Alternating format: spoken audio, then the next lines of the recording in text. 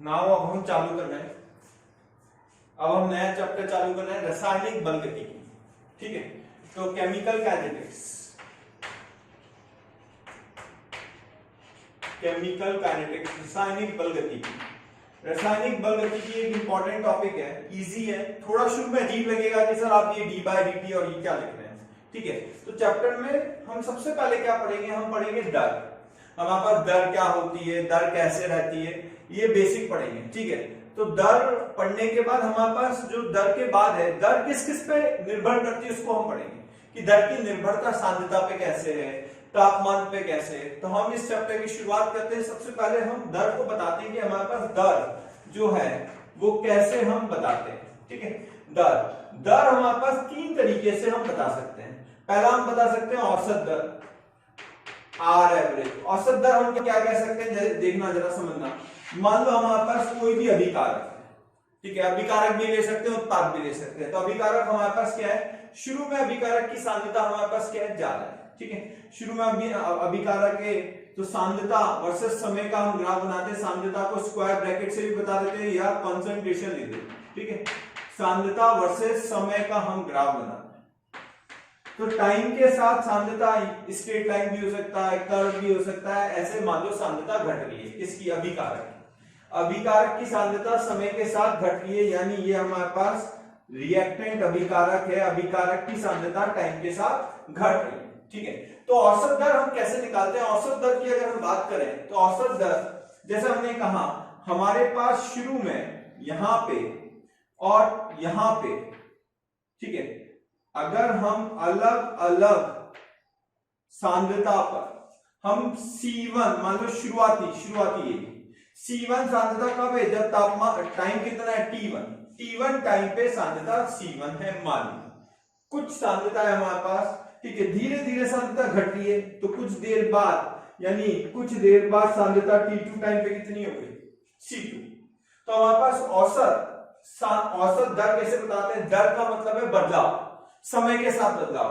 तो सांद्रता में कितना बदलाव हुआ बटे समय। तो हम सांद्रता के बदलाव को कैसे लिखेंगे, हमारे पास अंतिम सांद्रता C2 माइनस C1 बटे अंतिम समय माइनस शुरुआती समय, यानी समय का अंतराल T2 माइनस T1। अब एक बात तुम देखोगे कि C1 सांद्रता ज्यादा है या C2। जाहिर सी बात है, ये सांद्रता यहाँ 0 है, यहाँ जैसे जैसे जाएंगे सांद्रता बढ़ रही है। तो C1 सांद्रता जो है C2 सांद्रता से क्या है, ज्यादा। C1 सांद्रता C2 सांद्रता से ज्यादा है, यानी यहां से ये बड़ा है या छोटा है, ये बड़ा है ये छोटा है, मैग्नीट्यूड में देखें। ठीक है, तो C1 जो है बड़ा है C2 से, तो यहां से एक ऋणात्मक हमारे पास सांद्रता आ जाएगी, यानी दर ऋणात्मक आ जाएगी। और दर ऋणात्मक नहीं हो सकती, तो इसको प्लस रखने के लिए हम क्या करते हैं, माइनस साइन लगा दें। इस माइनस को हमने क्यों लगाया, ध्यान से सुनना, वापस से सुनना। हमारे पास बड़े में से छोटे को घटाना था। हमने अंतिम में से जब शुरुआती को घटाया तो हमने देखा ये बड़ा है और बड़ा वाला नेगेटिव है, यानी ज्यादा सांद्रता वाला केस जो है नेगेटिव है, ये ऋणात्मक आता है। ऋणात्मक को धनात्मक बनाने के लिए हमने क्या किया, minus of delta C upon delta T, ये हमारे पास हो गया। तो माइनस साइन क्यों लगाया, तो माइनस का चिन्ह इसलिए लगाया ताकि हम दर्शा सकें कि हमारे पास समय के साथ सांद्रता घट रही है, हमें ध्यान रखना है। ठीक है, तो ये तो हुई औसत दर। औसत दर के बाद हमारे पास नेक्स्ट आता है ताक्षणिक दर, आर इंस्टेंटेनियस। ताक्षणिक दर, आर इंस्टेंटेनियस। ताक्षणिक दर क्या होगा, उस समय हमारे पास क्या दर रहती है, उस क्षण पे। तो हम मान लेते हैं कोई क्षण है हमारे पास, इस क्षण पे बात करें तो इस क्षण पे हमारे पास बहुत छोटा सा हम टाइम लेते हैं। ये हमारे पास टाइम आया dt। कौन सा टाइम लिया हमने, मान लो बहुत छोटा सा हमने समय लिया dt। इस dt समय में जो छोटा सा सांद्रता का बदलाव आया है वो कितना आया है, dc। dt समय में जो सांद्रता का बदलाव आया है कितना आया है, dc। तो हमारे पास ताक्षणिक दर क्या होगी, बोलो भाई। ताक्षणिक दर, माइनस साइन क्यों लगाया पहले तो बताओ, वही रीजन है। ठीक है, तो हमारे पास बड़ी सांद्रता मतलब छोटी में से बड़ी सांद्रता को घटा लेते हैं, उस माइनस को हटाने के लिए एक और माइनस लगाया क्योंकि दर ऋणात्मक नहीं हो सकती, तो ये minus D C by D T लिख देते हैं। तो तात्क्षणिक दर आ गई हमारे पास। ये अभिकारक की हम बात कर रहे हैं, ठीक है, उत्पाद की होगी हम आगे देखेंगे। और एक शुरुआती दर, शुरुआती हम ले सकते हैं टी शुरुआती, अगर हम आर इनिशियल देखें, आर शुरुआती, तो क्या हो जाएगा minus of DC by D कब, जब समय जीरो हो, यहां पे इस समय। तो ये देख सकते हैं इस छोटे से समय अंतराल में हमने शुरुआती दर देखी है। तो हमारे पास एक आइडिया है, हम मोस्टली ये लेके चलेंगे, तो हमें थोड़ा आइडिया रहना चाहिए कि हम दर कैसे लिखते हैं। डरने की जरूरत नहीं कि आपने क्या डीसी बाय डी लिख दिया, क्या लिख दिया, बड़ा इजी है टॉपिक, बहुत इजी है, आराम से हमारे पास क्लियरली हो जाएगा। अब इसी में हमारे पास नेक्स्ट कहानी आती है, ठीक है, मैं यही लिखता हूं अभिक्रिया की दर। नेक्स्ट टॉपिक हमारे पास क्या आता है, अभिक्रिया की दर। आप साथ साथ नोट करते जाओ, आपको नोट्स बनाने हैं, नोट्स बनाना इंपॉर्टेंट है, ठीक है। तो हमारे पास नेक्स्ट कहानी क्या आती है, हमारे पास पहली कहानी तो ये हो गई, दूसरी कहानी हम किस चीज की बात कर रहे हैं, नेक्स्ट कहानी हमारे पास जो है वो आती है अभिक्रिया की दर, रेट ऑफ रिएक्शन, अभिक्रिया की दर। आप हिंदी में लिख लेना भाई, मैं नरेट कर बोलता जा रहा हूं, ठीक है, आपको लिखना है अभिक्रिया की दर, रेट ऑफ रिएक्शन। तो अभिक्रिया की दर को हम कैसे बताते हैं, सुनना, मान लो कोई अभिक्रिया लेते हैं, A gaseous plus B gaseous giving C gaseous plus D gaseous. हमने मान लो कोई अभिक्रिया ली, अगर हमने अभिक्रिया जो ली है इसमें अभिकारक कौन है, ये, उत्पाद कौन है, ये, और ये छोटा एबीसीडी क्या है, रस समीकरण नीति। छोटा एबीसीडी जो है इसे कहते हैं रस समीकरण नीति या स्टोइशियोमेट्री, इसे कहते हैं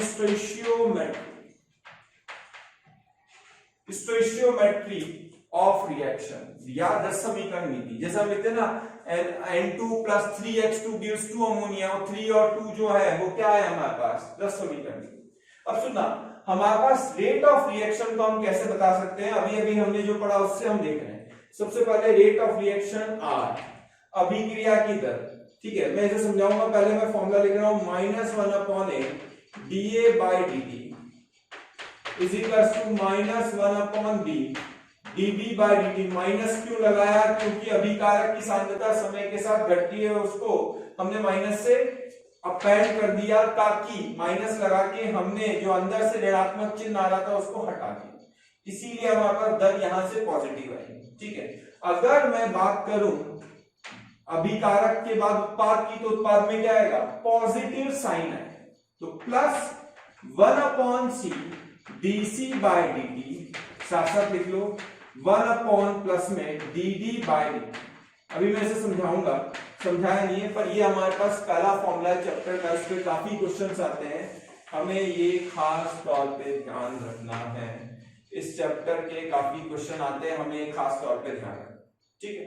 तो रेट ऑफ रिएक्शन, अभिक्रिया की दर, तो रेट ऑफ रिएक्शन में अब हमारे पास ये तो कहानी हो गई, क्लियर। अब हम बात क्या कर रहे हैं, अगर मुझसे कोई बोले ए के घटने की दर बताओ, अभिकारक के घटने की दर बताओ, तो ए के घटने की दर क्या बोलेंगे, रेट ऑफ डिसअपीयरेंस ऑफ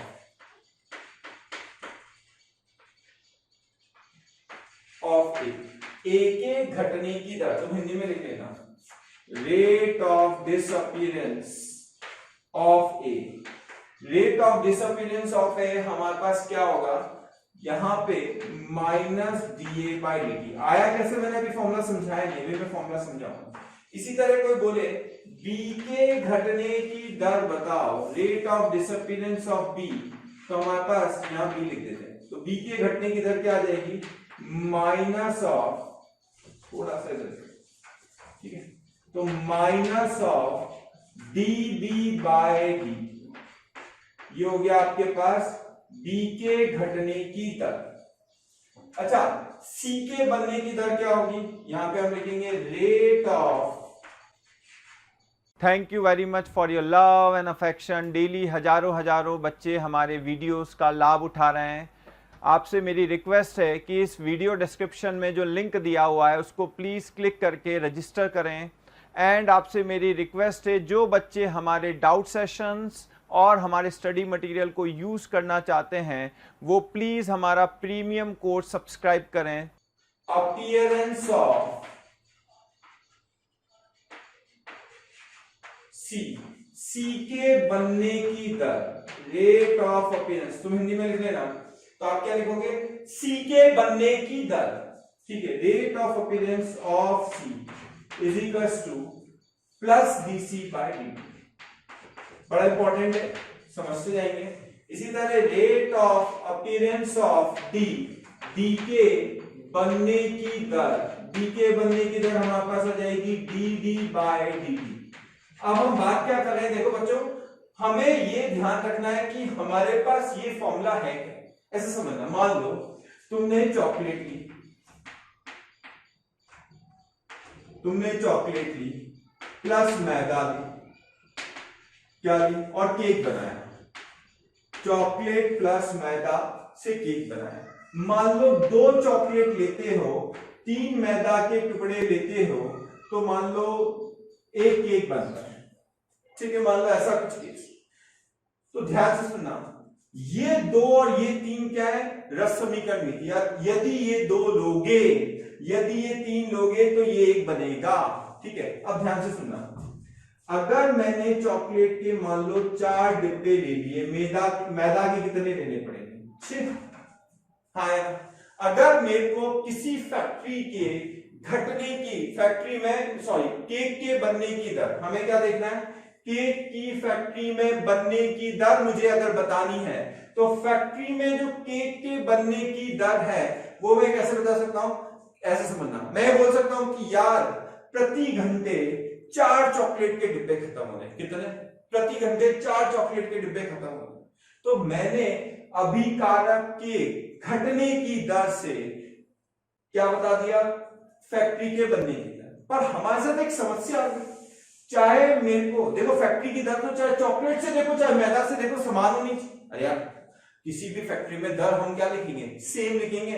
ऐसा मैंने कहा फैक्ट्री की दर बताओ, तो फैक्ट्री की दर कोई बोल रहा है 2, कोई बोल रहा है 4, ऐसे थोड़ी चलेगा। चाहे चॉकलेट से देखें चाहे मैदा से देखें, हमारे पास फैक्ट्री की दर क्या आनी चाहिए, सेम आनी चाहिए। तो हम क्या करते हैं, हम इस 4 को किससे भाग दे देते हैं, 2। 4 को रस समीकरण नीति से भाग दे दिया, 6 को भी रस समीकरण नीति से भाग दे दिया, ताकि दोनों बराबर आ जाए। 2 दूनी 4, 3 दूनी 6। हमने अब फैक्ट्री की दर चाहे चॉकलेट से देखो चाहे मैदा से देखो, यानी जितने भी चॉकलेट के डिब्बे प्रति घंटे घट रहे हैं बटे 2। हाँ, अगर चॉकलेट के घटने की दर, सिर्फ चॉकलेट के घटने की दर पूछे तो 4, पर फैक्ट्री की दर क्या होगी, फैक्ट्री की दर चाहे चॉकलेट से देखो चाहे मैदा से देखो चाहे केक से देखो सेम आनी चाहिए, नहीं आनी चाहिए, सेम आनी चाहिए। तो सेम लाने के लिए हमने क्या किया, मान लो 6 पे 2, हमने रस समीकरण नीति से भाग दे दिया। तो रस समीकरण नीति से जब हम भाग देंगे तो हमारे पास तीनों में दर सेम होगी। तो अभिक्रिया की जो दर होती है, चाहे ए से देखो चाहे बी से देखो चाहे सी से देखो चाहे डी से देखो, सेम आनी चाहिए।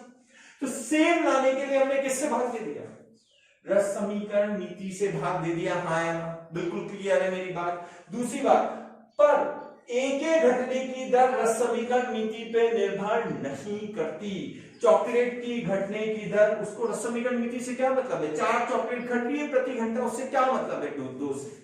तो हमारे पास ए के घटने की दर जो है उसमें रस समीकरण नीति नहीं आ रही है। आपको एक ये फॉर्मूला भी याद रखना है, ठीक है। ए के घटने की दर में रस समीकरण नीति नहीं आएगी, आएगी क्या, नहीं आएगी। तो ए के घटने की दर में रस समीकरण नीति नहीं आएगी, आपको क्लियर रखना है, बिल्कुल बात ध्यान से आपको नोट करनी है। यानी अभिकारक के, तो नोट करके लिख लो, नोट डाल के लिखो, ये लिख लिया, कैमरे को पॉज करो, पहले लिखो, ठीक है, पॉज कर लिया। इसके बाद अब मैं जो बोल रहा हूं लिखो, अभिकारक के घटने की दर रस समीकरण नीति पे निर्भर, अभिकारक या उत्पाद के घटने की दर, ऐसे लिखो, अभिकारक या उत्पाद के घटने की दर रस समीकरण नीति पे निर्भर नहीं करती।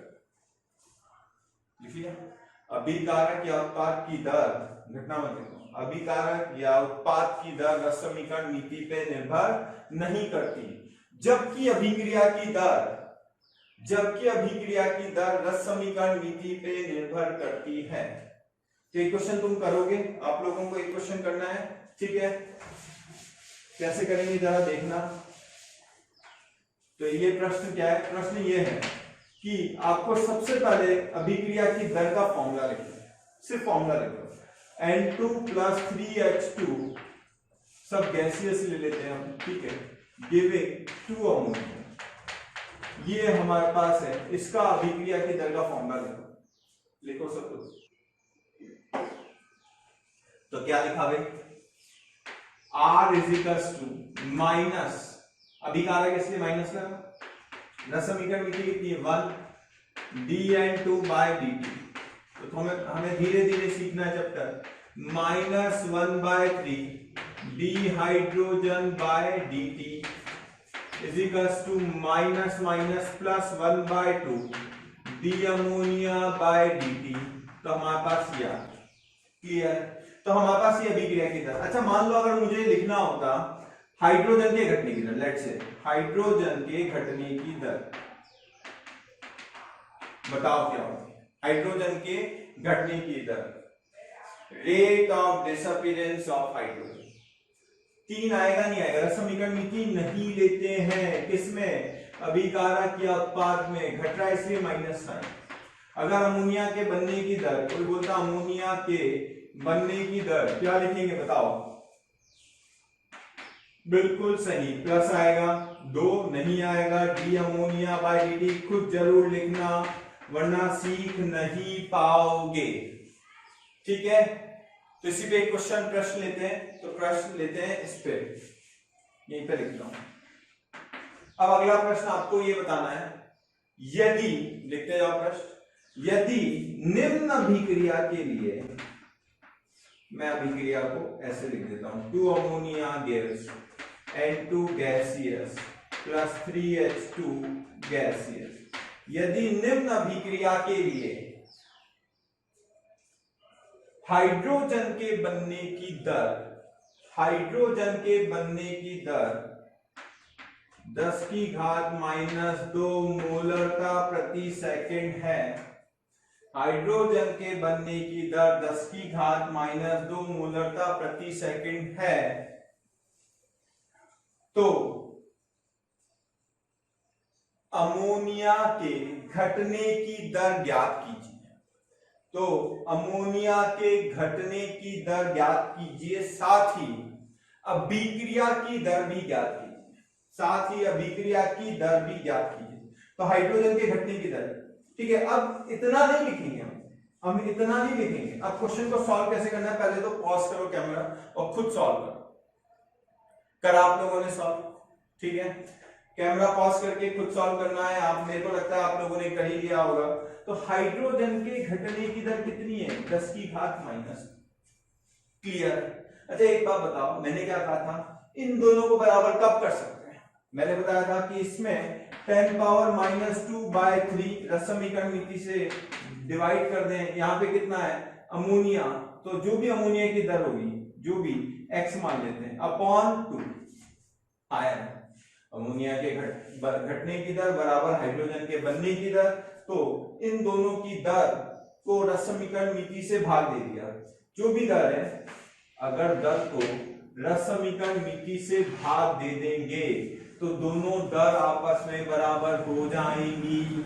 तो और अगर दर को रस समीकरण नीति से भाग दे दो तो ये तो आ गई R, अभिक्रिया की दर। पहला आंसर क्या किया, इसकी जो भी बनने की दर थी उसको रस समीकरण नीति से भाग दे दो, सीधा आ गया, टेंशन खत्म। अच्छा इसकी पता है, इसकी निकालनी है, इन दोनों को इक्वेट कर दिया, x निकालना है, 2 उधर चला जाएगा, देयरफॉर x की वैल्यू कितनी आ जाएगी, x या अमोनिया के घटने की दर कितना आ जाएगा, 2/3 टाइम्स 10⁻⁻2 आएगा, हाँ है ना। और यूनिट क्या होगी, मोलरता प्रति सेकंड। प्यारे बच्चों, हमें रोज रिक्वेस्ट आ रही है कि सर इस टॉपिक को प्लीज डिस्क्राइब करें, इस टॉपिक पे प्लीज वापस से वीडियो लेक्चर दें। तो मेरी रिक्वेस्ट है कि हमारा जो यूट्यूब चैनल है, मोशन का जो यूट्यूब चैनल है, उसको जाके प्लीज आप सब्सक्राइब करें, साथ में जो वहां बेल बटन दिया हुआ है उसको हिट कर दें। ऐसा इसलिए कह रहा हूं क्योंकि ऑलरेडी वहां पे बहुत सारे वीडियोस जो हैं ऑलरेडी अपलोडेड हैं, कहीं आपसे कोई वीडियो मिस ना हो जाए, तो आप बेल बटन पे प्लीज हिट करें। क्लियर हो गया? इंपॉर्टेंट है, क्वेश्चन आपको करना है, ठीक है। तो डियर स्टूडेंट्स, आपको एक क्वेश्चन करते हैं। पहला प्रश्न ये था कि मान लो हमने अभी कोई अभिक्रिया दे दी, आर निकालना है, तो आर का फॉर्मूला लिखना है। आर का फॉर्मूला मेरे को लगता है आप डायरेक्ट लिख सकते हैं, कोई बड़ी बात नहीं है। माइनस रस समीकरण मिति डीए बाई डी, इधर क्या आ जाएगा, 2 ऊपर चला जाएगा, या माइनस या प्लस 1/1/2 dv by dt, ठीक है। सॉल्व कर सकते हैं फर्दर। ये पॉज करके आप ट्राई तो करो, ठीक है। लॉग, अब हमें क्या करना है, सबसे पहले आर का फॉर्मूला रखना है। आर का फॉर्मूला हमारे पास क्या होता है, r is equals to -1/a dA by dt is equals to, यहां पे आ जाएगा माइनस प्लस, क्योंकि उत्पाद है, 1/b dB by dt, ठीक है। इन दोनों को लेंगे, ए को उधर ले जाते हैं, तो ए को उधर ले जाते हैं, कैसे पता लगा, ये minus D A by D T, A उधर चला जाएगा क्योंकि ए बाई बी पूछा है, तो हमारे पास आएगा minus D A by D T. A by B को अलग कर लेते हैं, ए बाई बी को साइड में लिख लेते हैं, तो D B by D T into ये ए इधर आ जाएगा, तो आ जाएगा ए बटा बी, ए बटा बी। अब दोनों तरफ लॉग ले लेते हैं, तो इधर भी लॉग लेते हैं, लॉग ऑफ, कैसे पता लगा लॉग लेना, ये यहां से हमें पता लग गया, log of minus D A by D T is equals to, इसका पूरे का लॉग लेंगे, log of D B by D T into A by B, ठीक है। तो हमारे पास क्या आ जाएगा, log of minus D A by D T is equals to, हम क्या लिख देंगे, log of log A plus log B,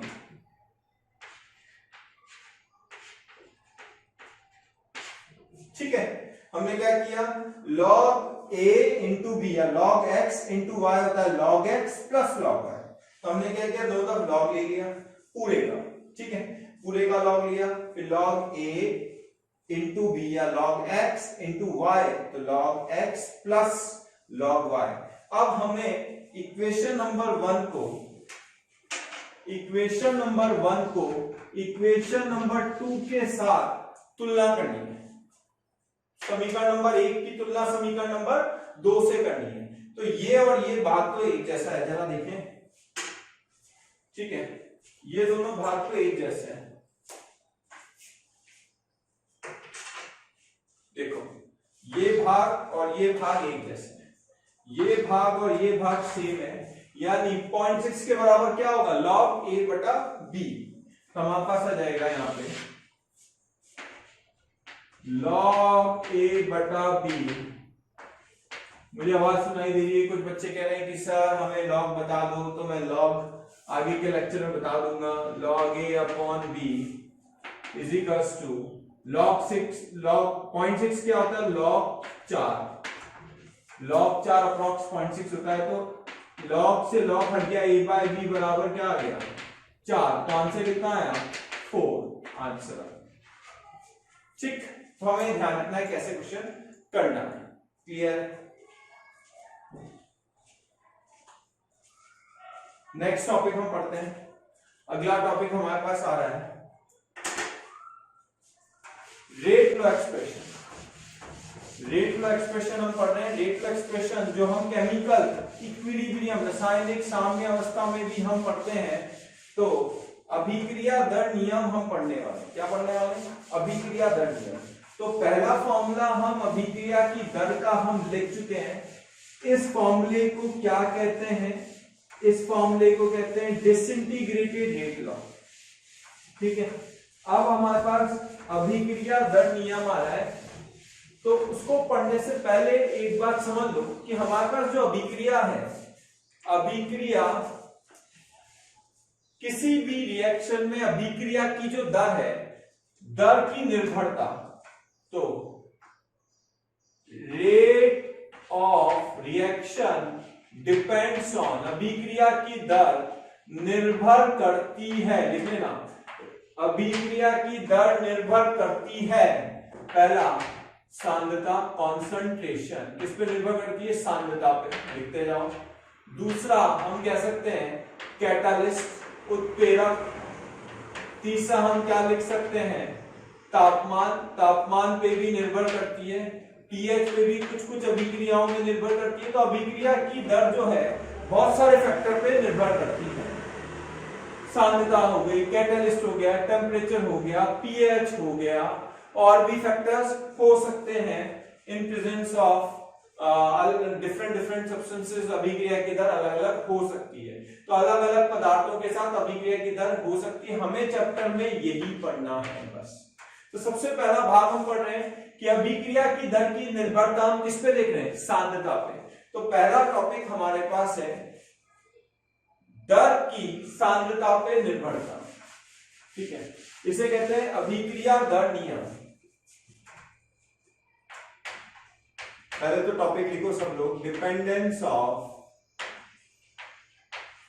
rate of reaction on concentration. ये चैप्टर का पहला भाग है, बहुत लंबा चलने वाला है। अभिक्रिया की दर की सांद्रता पे निर्भरता, तो अभिक्रिया दर नियम, रेट, इसमें आएगा रेट लॉ एक्सप्रेशन, अभिक्रिया दर नियम, लिखते जाओगे। अभिक्रिया दर नियम क्या कहता है, अभिक्रिया दर नियम गुलबर्ग एंड वागी के अनुसार हम देखते थे, ठीक है, कि अगर मान लो कोई अभिक्रिया है ए से उत्पाद, मान लो कोई अभिक्रिया, एग्जाम्पल लेते हैं, तो R किसके समानुपाती होती है, A की सांद्रता की घात कोटि की R जो है निर्भर करती है। अगर मान लो हमने प्राथमिक अभिक्रिया लिया है तो R A की सांद्रता की घात समीकरण नीति के बराबर या समानुपाती हम यहां लिख सकते हैं। अभी ज्यादा समझ में नहीं आएगा, देखो क्या कह रहे हैं हम, तो इतना कह रहे हैं कि रेट का एक्सप्रेशन क्या कहता है, R किसके समानुपाती होता है, अभिकारक की घात कोटि के समानुपाती होता है। प्रोपोर्शनलिटी हटाएंगे तो हमारे पास क्या आएगा, समानुपाती का चिन्ह हटाएंगे तो हमारे पास आएगा R बराबर के A की घात कोटि, क्या आएगा, R बराबर के A की घात कोटि। तो हमारे पास ये आया अभिक्रिया दर नियम, अभिक्रिया दर नियम। दूसरा नियम अभी अभी हमने जो पढ़ा था वो क्या पढ़ा था, डिसइंटीग्रेटेड रेट लॉ, माइनस डी/dt, याद है, R बराबर माइनस, ये वही याद है।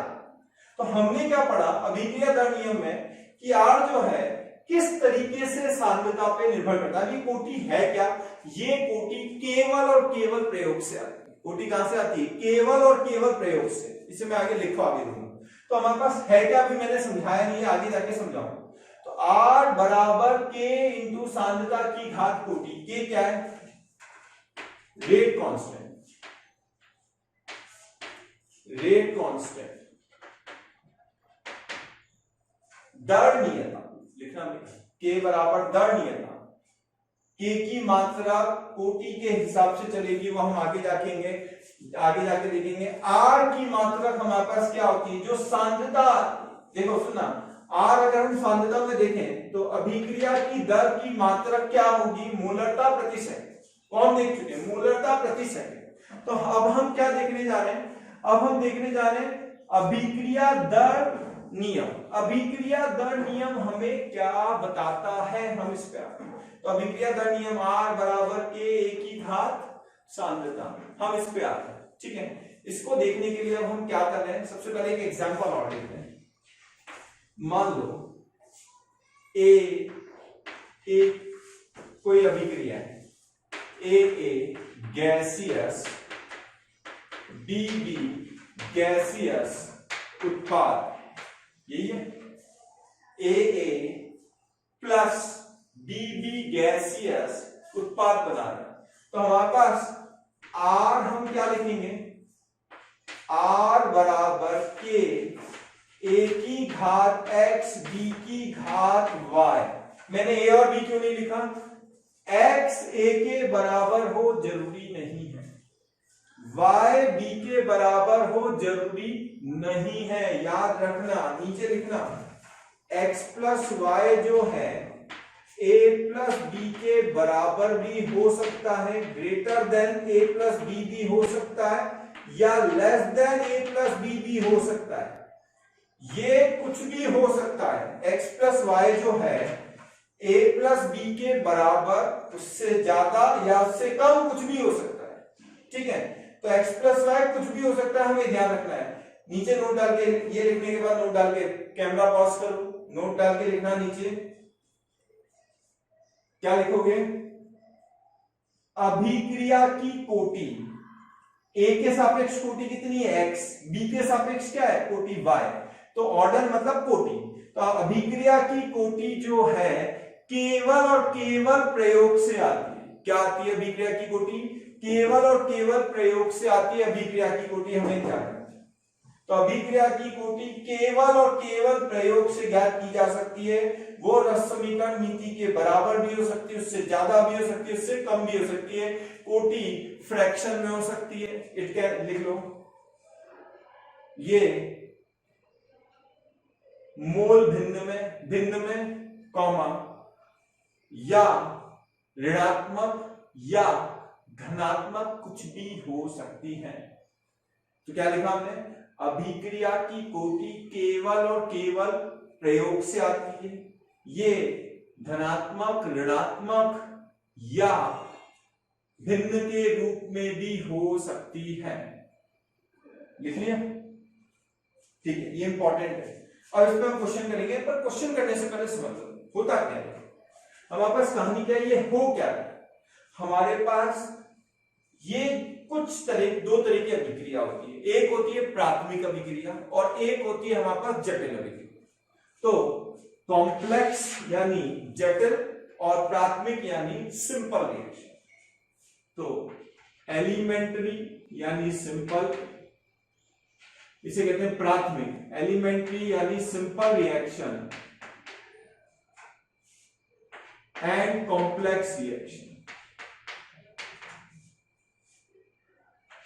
तो तुम हिंदी में लिखना प्राथमिक एवं जटिल अभिक्रिया, प्राथमिक एवं जटिल। अच्छा, प्राथमिक अभिक्रिया कौन सी होती है जरा देखना। अगर हमारे पास, मैं मानता हूं, मान लो ऐसा, ठीक है, कोई अभिक्रिया में यहां पे हम मान लेते हैं एनर्जी, पोटेंशियल एनर्जी, यहां हम लिख लेते हैं अभिक्रिया प्रोग्रेस ऑफ रिएक्शन। ठीक है, तो हमारे पास क्या है, हमने ऊर्जा के साथ अगर अभिक्रिया को देखा तो हमारे पास क्या होता है, ये अभिक्रिया एक पद में निर्भर जा रही है, तो इसे हम कहते हैं प्राथमिक अभिक्रिया। क्या कहते हैं इसे? प्राथमिक अभिक्रिया कहते हैं। अगर मैंने कहा अभिक्रिया दो या दो से अधिक पदों में जा रही है, यहां कितने पद में हो रही है अभिक्रिया? दो पद में। तो अगर अभिक्रिया दो या दो से अधिक पदों में जा रही है तो हमारे पास ये कहलाती है जटिल अभिक्रिया। स्थितिज ऊर्जा और अभिक्रिया की गति, तो ये अभिक्रिया कितने पद में हो रही है? दो। अगर कोई भी अभिक्रिया दो या दो से अधिक पदों में हो तो ये कहलाती है जटिल अभिक्रिया। ठीक है, तो हमारे पास क्या होता है, अगर हमारे पास प्राथमिक अभिक्रिया दी हो, अगर प्राथमिक अभिक्रिया दी हो, जैसे मान लो कहीं पे यहां पे क्वेश्चन का एग्जांपल देते हैं, मान लो एक एग्जांपल ले, ठीक है, मान लो हमारे पास दिया हुआ है ए टू ए गैसियस प्रोडक्ट और हमसे बोला है इसकी अभिक्रिया दर नियम लिखो। तो R बराबर के की घात x, हमें नहीं पता कोटि क्या है, इसकी कोटि क्या है हमें नहीं पता, प्रयोग से आएगी। पर अगर कहीं पे तुम्हें ऐसा दे दिया जाए, मान लो 3x गैसियस प्रोडक्ट, x की जगह p ले लेते हैं, 3p गैसियस, और ये उत्पाद बना रहा है, तो हमारे पास r क्या लेंगे, r बराबर k इंटू पी की घात। अगर यहाँ पे प्राथमिक लिख दिया है, एलिमेंट्री लिख दिया है, तो हम क्या लिखेंगे, r बराबर k इंटू पी की घात p। यानी अगर कोई भी एक पद की अभिक्रिया होगी तो उसमें रस समीकरण नीति किसके बराबर होगी, कोटि के बराबर होगी। यहाँ पे ऑर्डर क्या होगा, रस समीकरण नीति के बराबर होगा अगर प्राथमिक अभिक्रिया है तो। अगर प्राथमिक नहीं दिया है तो हम कहेंगे हमें नहीं पता, कुछ भी कोटि हो सकती है, केवल और केवल कोटि प्रयोग से। क्लियर? प्यारे बच्चों, अगर आपको हमारे वीडियोस पसंद आ रहे हैं तो प्लीज़ उन्हें लाइक और शेयर करें, ताकि ज़रूरतमंद दूसरे जो स्टूडेंट्स हैं जो हमारे वीडियोस नहीं देख पा रहे हैं उनको भी वो वीडियोस देखने का मौका मिले। So I request you to like and share our videos. Also हम बहुत मोटिवेटेड फील कर रहे हैं, whole motion team is feeling very motivated. आप सभी लोगों का प्यार और अफेक्शन जो है उसकी वजह से we are feeling very placed. तो हमने क्या देखा, हमने अभिक्रिया दर नियम देख लिया, चैप्टर का दूसरा फॉर्म, ठीक है। तो चैप्टर का दूसरा फॉर्मूला आ गया r बराबर k, a की घात कोटि पे डिब्बा बना लेना, जो अभी हमने लिखा था उस पे स्क्वायर बॉक्स बना लेना और स्टार लगा देना, ठीक है। अब कुछ क्वेश्चन से हम कुछ क्वेश्चंस लेते हैं तो आपको क्लियर हो जाएगा हम क्या करना चाहते हैं। हमारे पास क्वेश्चन है 2a plus 3b gives 4c। यदि minus D A by D T इतना है, minus D B by D T इतना है, ये कहां से आया, याद करो, इंटीग्रेटेड रेट लॉ और ये अभिक्रिया दर नियम, और डीसी बाई डी टी ये क्वेश्चन में दिया है। तो K1 K2 और K3 में संबंध ज्ञात कीजिए, इन तीनों में संबंध बताना है। कैमरे को पॉज करो, क्वेश्चन करो दोनों, ठीक है। अब मैं सॉल्व कर रहा हूं पहला क्वेश्चन, क्वेश्चन नंबर 1। अब क्वेश्चन नंबर 1 क्या कह रहा है, इन तीनों में हमें संबंध दिया हुआ है, minus D A by D T, minus D B by D T और डीसी बाई डी टी। अच्छा एक बार बताओ, अभिक्रिया दर नियम लगा दे, सॉरी इंटीग्रेटेड रेट लॉ लगा दे, r बराबर -1/2 D A by D T, याद आया, इज इक्वल्स टू क्या लिखेंगे, 1/3 माइनस में dB बाई डी टी, इन तीनों का मान यहाँ रख देंगे, और यहाँ पे कितना है 1/4 dC बाई डी टी, इन तीनों का मान रख देते हैं, किस किस का, पहला, दूसरा और तीसरा, तीनों का मान रख देंगे। क्या आ जाएगा जरा देखते हैं, ये r को तो हटा देते हैं, इन तीनों को लेके चलेंगे, तो हमारे पास आएगा 1/2 इंटू K1, a भी कट जाएगा, ठीक है, 1/3, a भी काट दिया मैंने डायरेक्ट, इधर इधर सब जगह कैंसिल हो जाएगा, K2, और इधर क्या आ जाएगा 1/4 इंटू K3। क्लियर है? पूरे को किससे मल्टीप्लाई कर दें, 12 से, तो हमारे पास आंसर आ जाएगा। तो हम क्या करेंगे, 6K1 12 से गुणा कर दिया, 3 चौक 12, 3K3, तो हमारे पास क्या हो गया 6K1 4K2 प्लस 3K3, ठीक है। तो हमारे पास K1 K2 और K3 में संबंध आ गया। अब हमसे बोला है a plus 2b gives c, अगर प्राथमिक अभिक्रिया कोटि ज्ञात करनी है तो क्वेश्चन नंबर 2 को कैसे सॉल्व करेंगे भाई। कोटि प्राथमिक दिया है, सीधे सीधे कर सकते हैं कि r बराबर k a की घात 1 रस समीकरण नीति के बराबर हो जाएगा b की घात 2। तो हमारे पास a के सापेक्ष कोटि कितनी होगी 1, b के सापेक्ष कोटि कितनी होगी 2, तो कोटि क्या हो जाएगी 3। क्लियर हो गया?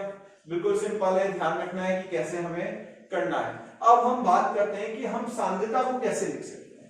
हम जानते हैं PV equal to nRT, PV equal to nRT, तो सांद्रता को हम कैसे लिख सकते हैं, जरा इस पे इसको हम देखते हैं।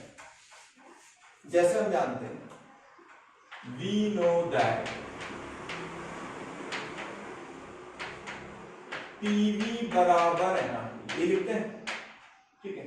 तो P is equals to N upon VRT, ये लिखते हैं। तो P बराबर सांद्रता, P बराबर हम क्या लिखेंगे सांद्रता इंटू RT।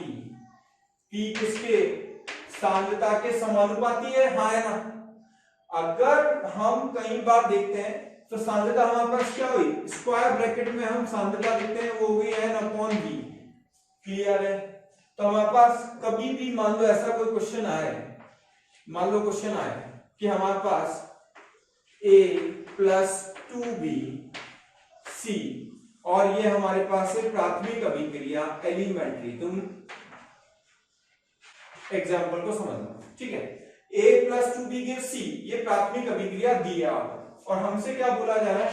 हमसे बोला जा रहा है कि अगर हमने पात्र का आयतन दुगना कर दिया तो दर कितने गुना हो जाएगी पुराने के। तो लिखना प्रश्न, A + 2B = C, यदि पात्र का आयतन दुगना कर दिया जाए, यदि पात्र का आयतन दुगना कर दिया जाए तो नई दर पुरानी दर की तुलना में कितनी होगी।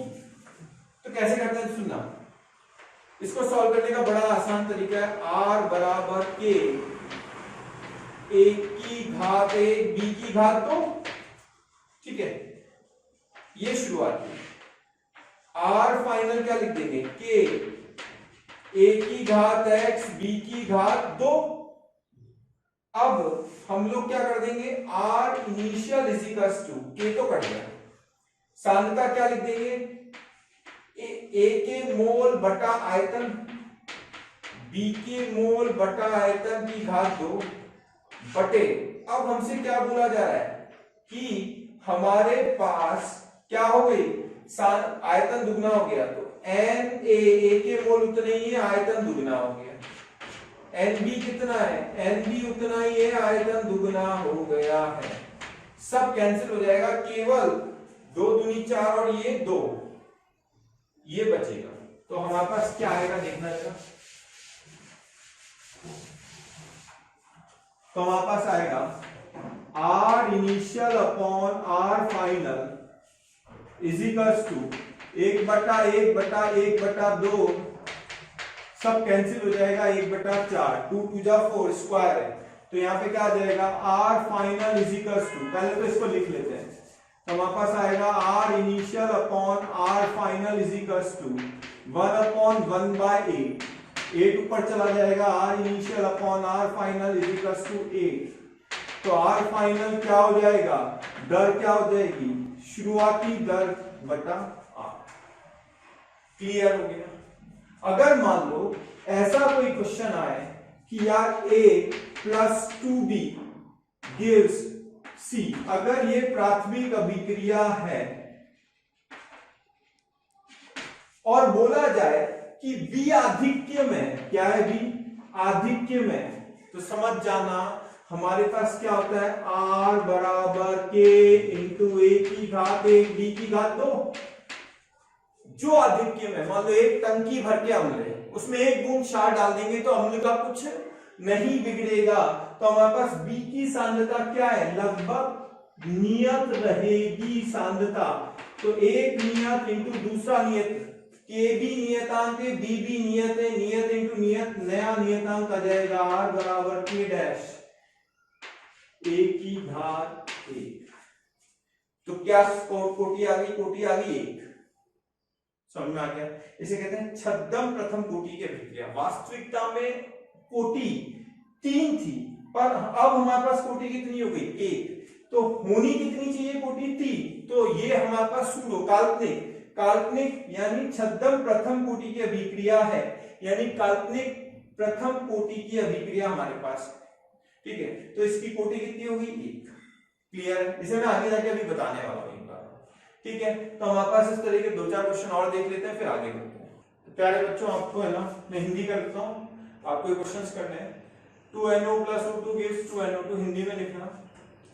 यदि पात्र का आयतन दुगना कर दिया जाए तो नई दर बटे पुरानी दर का अनुपात क्या होगा? रिपीट कर रहा हूं, यदि पात्र का आयतन दुगना कर दिया जाए तो नई दर का पुरानी दर के साथ अनुपात क्या होगा? अगला हमारे पास क्वेश्चन क्या है? हमारे पास CH3COH एसिडिक एसिड है, अल्कोहल है, एस्टर प्लस वाटर, ये बन रहा है, ठीक है। ये 2m 1 लीटर है, 3m 1 लीटर है शुरुआती, ठीक है। आपसे बोला है यदि दोनों अभिकारक, सुनना भाई, हिंदी आप लिख लेना, यदि दोनों अभिकारक को 1-1 लीटर जल डाल के, अलग अलग, मतलब दोनों में, इसमें 1 लीटर जल और इसमें 1 लीटर जल, 1-1 लीटर अलग अलग से जल डालकर तनु किया जाएगा तो नई दर पुरानी दर के कितना गुना होगी। रिपीट कर रहा हूं, यदि दोनों अभिकारक को पृथक पृथक 1-1 लीटर जल से तनु किया जाएगा तो नई दर पुरानी दर की तुलना में कितनी होगी।